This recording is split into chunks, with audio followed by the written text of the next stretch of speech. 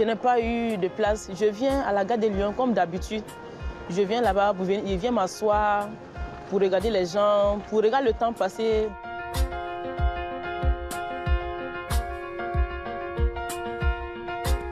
Et puis les policiers, quand on veut dormir, ils disent que non, ici, ce n'est pas un endroit où dormir, c'est pour les voyageurs.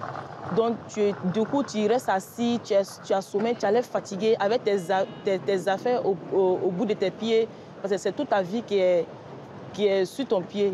Ces femmes, on les voit très peu dans la rue parce que l'invisibilité, c'est souvent la meilleure façon pour elles de se sauvegarder et quasiment de se tenir en vie. Parce que si jamais elles sont perçues comme étant des femmes sans domicile, alors elles sont des proies. Donc elles se cachent dans les gares la nuit, elles évitent de dormir et elles prennent le noctilien toute la nuit. Une femme dans la rue toute seule la nuit, c'est pas évident.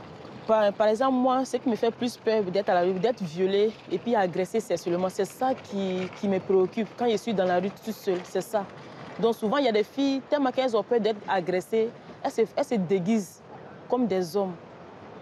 Oui, souvent, oui, quand tu te déguises, on ne peut pas savoir que c'est une femme qui part ou c'est un homme qui part. Tous les jours, je me disais, bon, demain, où c'est que tu vas ? On ne peut pas dormir. Vous faites comme ça, mais vous ne dormez pas.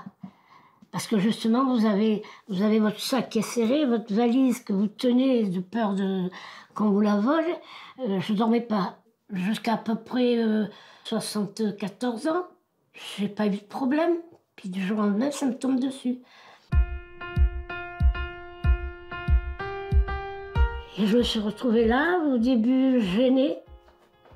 Peut-être par orgueil, par prétention, je ne sais pas, mais gênée.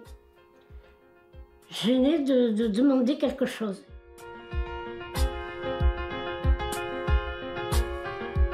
Donc, j'ai repris confiance en moi. J'ai repris mon bagou. Et je pars encore plus forte, avec l'envie d'aider.